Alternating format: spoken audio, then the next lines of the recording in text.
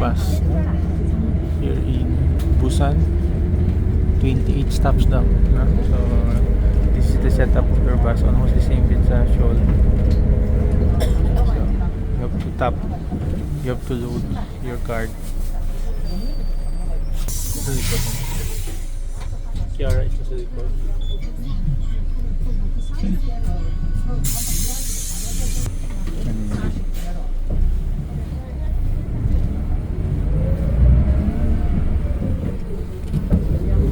Building 106, 107, 108. Hindi na rin maliit na city yung Busan, no? Malaki na rin siya. A lot of mga structures or buildings here. 이번 정류장은 서남초등학교입니다. Going con ba tayo? 다음은 Mountain 약수터입구입니다. Ano siya tayo papunta? Mountain area? 다음은 트위스톤. Ah, 2024년 오케이. 대중교통 흑백 이벤트를 신청하세요. okay. 대중교통비를 공유드립니다. 이벤트 신청은 재단법인 Baba mo. 대중교통 You enter sa front. You exit sa center.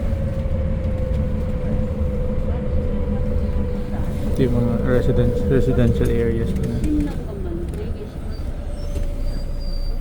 Yan na, lalabas sa gitna.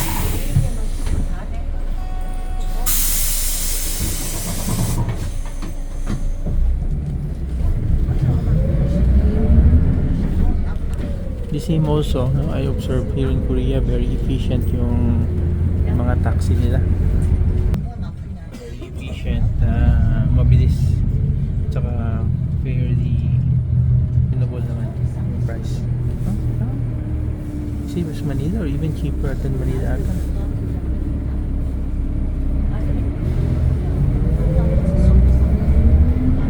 Kailangan natin mas transport talaga to declug yung